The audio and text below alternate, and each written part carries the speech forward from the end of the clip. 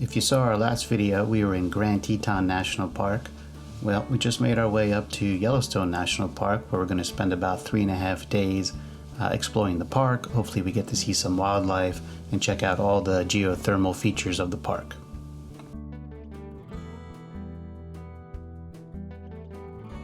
We're at West Thumb Geyser Basin, which is on the shores of Yellowstone Lake, which you can see over here. This one's called Abyss Pool.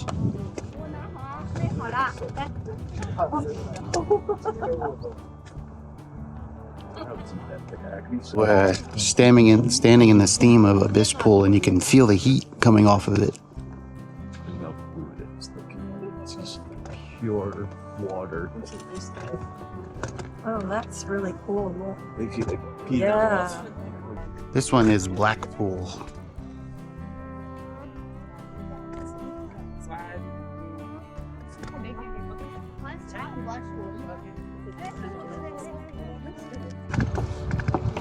This is called the Big Cone Fishing Hole.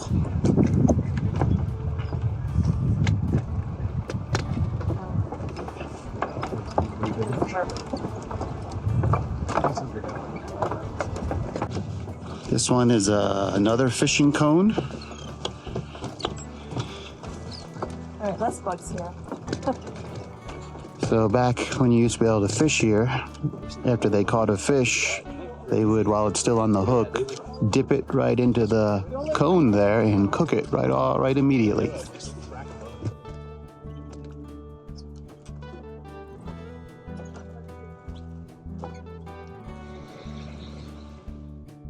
So we're a couple miles from Hayden Valley, and we just did a quick stop here.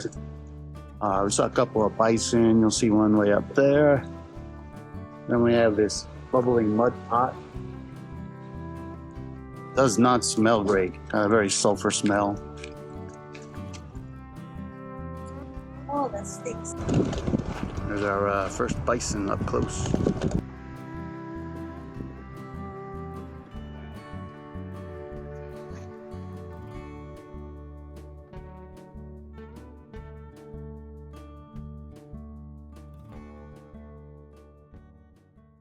We're headed to our first full day in Yellowstone National Park. We're in Gardner, Montana right now. Just about to go take a picture by a Yellowstone sign.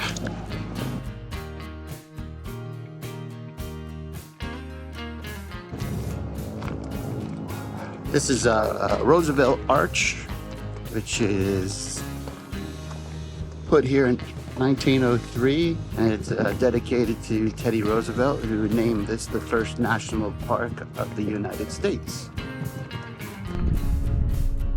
Officially, the park was created by Congress in March 1st of 1872. We're at Mammoth Springs, and this is called Liberty Cap.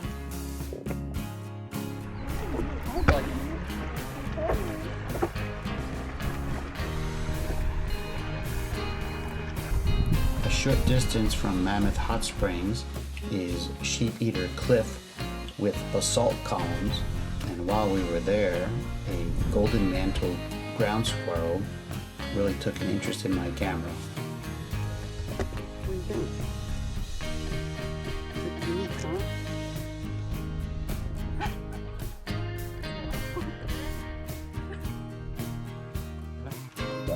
Along the way. Norris Geyser Basin.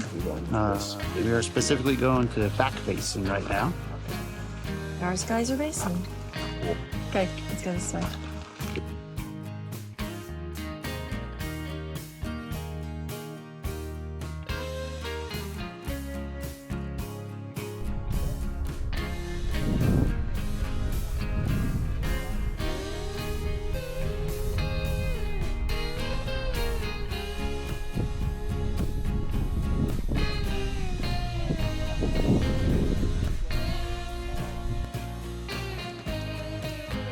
We're at Cistern Spring here.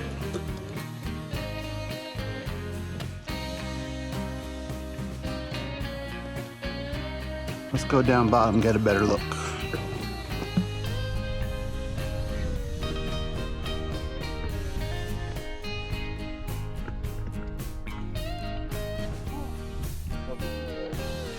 North Geyser Basin is very walkable. We have a boardwalk that goes all the way around.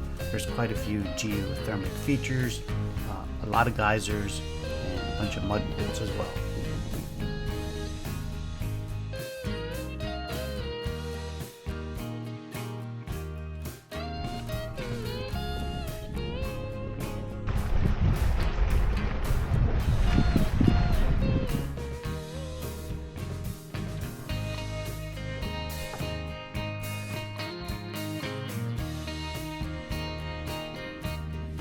We drove about 40 minutes from the North Geyser Basin to the Grand Prismatic Spring parking lot.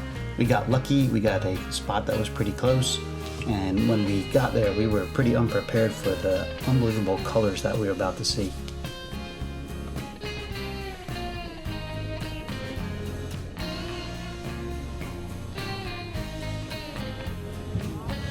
We're at the Grand Prismatic Spring right now. Josh and Brittany get a little photo shoot. Looks like now it's like And here's 300 of our closest friends that are slept.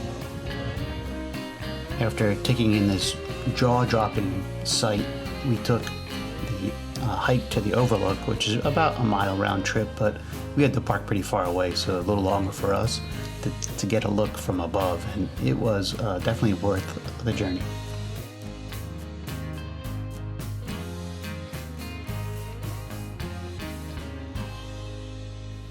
At this point, it was late in the afternoon, so we decided to drive the hour-and-a-half drive to our Airbnb in Emigrant, Montana. And we just wanted to hang out and relax because we've spent the last 5 days now on a pretty intense road trip, so we needed some time to take a break. The previous night we got to this Airbnb after dark, so when we got here in the daylight, we didn't know that we would have such a wonderful welcoming committee. Oh yeah. Yeah.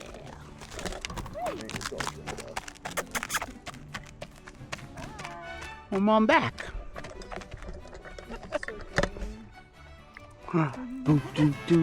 Yay! That's funny. Here he comes.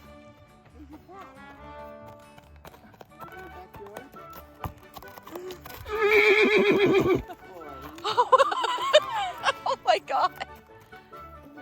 That's loud. She's scared. I'd be scared. I'd be scared too. They got big teeth. Did he come back? You're getting all of them. Mo? Mo, please. Mo, please. Says you give it to me. Josh. Be careful, Joshua. Mo, please. He's cute. We had an early night because the next day we had to get up early and drive the 2.5 hours to Old Faithful.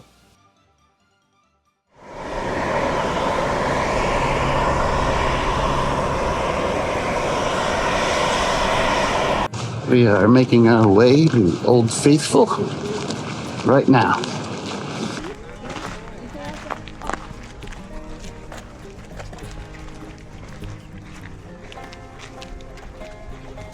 I know why. Here we go, come on, girl. Come on, baby.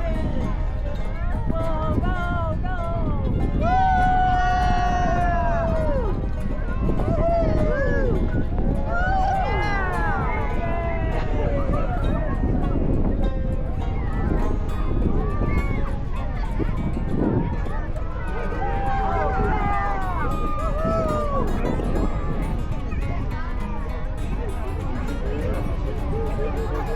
Old Faithful is one of those places that truly lives up to the hype and should definitely be on your bucket list.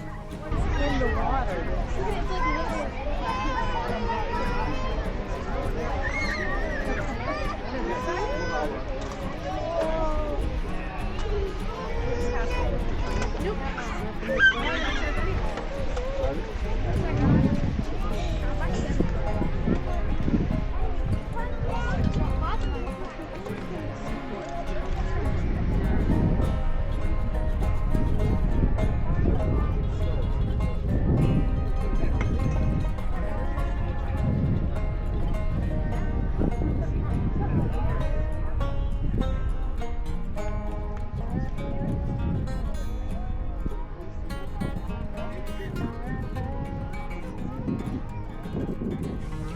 The Old Faithful eruption lasted about a minute and a half, so when it finished we decided to walk around the extensive boardwalk area. There are quite a few other geysers to check out while you're there.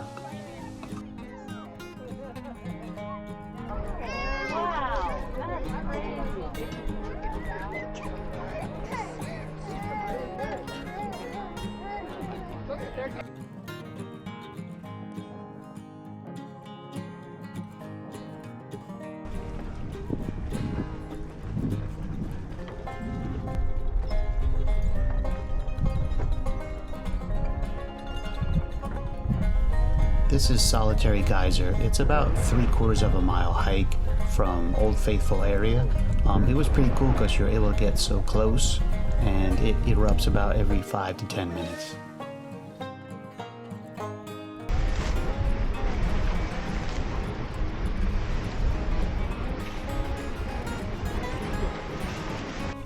After exploring the other geysers around Old Faithful, we headed inside the Old Faithful Lodge.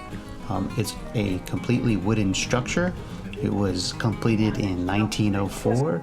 It's 7 stories tall, and the lobby, which you'll see in here in a second, is 76 feet tall. While we were there, we found an ice cream shop, so we treated ourselves to some ice cream. We went up to the second floor where we found a balcony which overlooks Old Faithful. It would be a great place to watch the eruption if you happen to be there at the right time.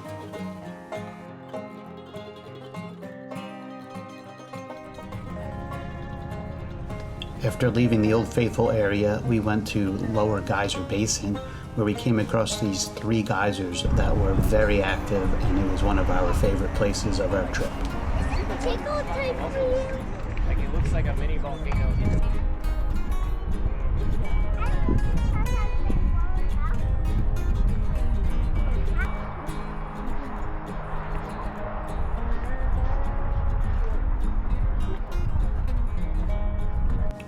So this is Fountain Geyser. So when we first got there, nothing was happening, and after about a minute, it started to erupt, and then it kept erupting. We were there for about 15 minutes, and it still just kept erupting the whole time.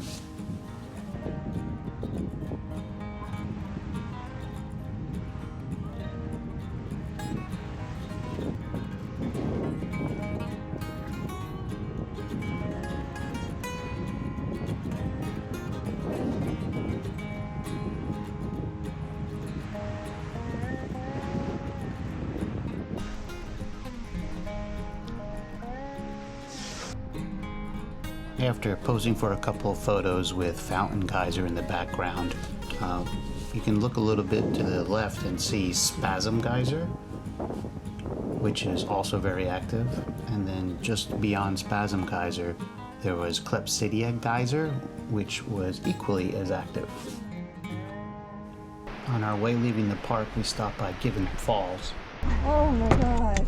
This is our next day, and we ran into a bison jam at Lamar Valley. We suggest you get here early or in the late afternoon. That's when the bison are most active. So we got here early in the morning, and we were able to see, I would say, hundreds of bison.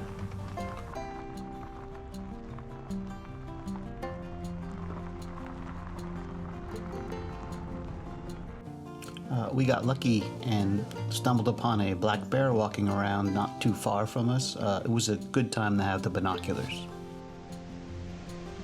We spent the rest of the afternoon at the Grand Canyon of the Yellowstone. There are 2 waterfalls there, one called the Upper Falls and one called the Lower Falls. We started exploring on the north rim of the Grand Canyon of the Yellowstone. The first thing we came across was the brink of the Upper Falls. This waterfall is 109 feet. We eventually made our way to Artist Point. This is the location where Ansel Adams took his famous photo in 1941-1942.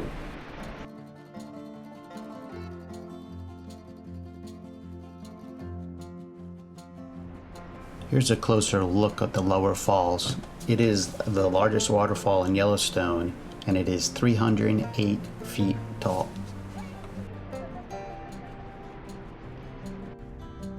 On our way to a couple more lookout points, we spotted this bison cooling off in the sand.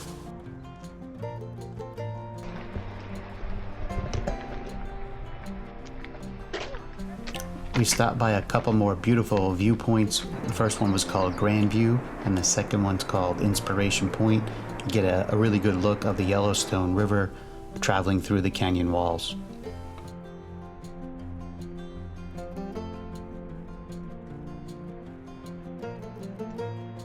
Our final stop in Yellowstone was Tower Falls. It's 132 feet, and there's also a general store where you can get ice cream. Hi, we're Tom and Alice Pohl. If you made it to this point in the video, thanks for watching. We thought we would go over some of the things that we did on the trip that were good and some of the things that we could have improved upon. So I'll start off. So one of the things that is definitely that you should bring with you are binoculars. A lot of the animal sightings can be a distance off, and the binoculars were a big help. Another thing, it is bear country, and we did come across 2 bears on our trip, so you should have some bear spray. And you can rent it out there. Yes, there are places to rent out there. Yeah. Also, in your car, you should have a cooler, pack plenty of water. I would say pack lunches and snacks. This way, when you're in the park, you don't have to stop what you were doing, drive what could be like 45 minutes to an hour to a place where you can actually get food. So definitely do those things. You got it. Another thing is, if you have a camera with a zoom lens, it would be a good idea to bring it because you're going to get much better pictures and video than you would on a regular cell phone or smaller camera. And in fact, we did see a wolf, but he was way out there, and we would not have at all been able to get any kind of picture with a cell phone. We also had a very detailed itinerary, and you definitely should have some kind of map of what you're doing, itinerary, schedule, whatever you want to call it. But also, you need to be flexible with your itinerary. And there were a couple of things that we didn't really get to see because of time, because of crowds, other things. But you need to be able to, what's the word? Switch gears. Pivot. And we did. We pivoted. To pick up on what Alice said about being flexible, just understand that out there that the distances between your attractions, or things that you want to see, can be pretty far, and it can take a long time to get from one place to another. You might get stuck in a bison jam, right? It might be difficult to find parking. You also might spend longer than you think at one attraction because of the pure size of that park. So like just for instance, where the Grand Prismatic Spring is, we probably spent 2.5 hours there, and we didn't have any understanding of how long we would be there. So that took up the most of our day, and I think we ended our day at that location. I think so, yeah. Okay, and in addition to experiencing the geothermal features in Yellowstone National Park, there are plenty of other activities that you can do, like kayaking, whitewater rafting, horseback riding, and just exploring the nearby towns. Now we wanted to talk about the things that we wish we did better. So the first thing that we wish we did was rent a larger vehicle than the one that we had. We had a small sedan. It wasn't enough for the 4 adults and all the luggage and things that go along with them. Right. In addition, it would have been nice to have a little bit more ground clearance. On occasion, you had to park on the side of the road. So there was a big dip in the road. I was a little bit worried in the sedan to do that, so I would just keep driving and try and find another spot. And then there was a possibility that you may go off on some gravel roads. So again, more ground clearance would have been good for that as well. One of the things too that we would improve upon if going again would be to stay closer to the park. The place where we stayed for Yellowstone was called Emigrant. Although a beautiful place, it was 45 minutes from the north entrance of the park. And Emigrant is in Montana. It's in Montana, right. And we would have had 45-minute journey every day just to get to the entrance, the north entrance. A more ideal spot to stay and more centrally located would be West Yellowstone, which comes in kind of in the middle of the park, more or less. And if you could stay in the park, there are a lot of places to stay in the park, but I think you have to book them way ahead of time. That would be the most ideal because the park is just too big. It's way too big to stay too far away. And then the last thing, and this is kind of a small one, the temperatures swing pretty far during the day. Like there was one day it was 35 degrees in the morning and 85 degrees in the afternoon. So we were pretty much just mostly for summer. We should have brought a little bit warmer clothes and understand how the day swings in temperature quite a bit.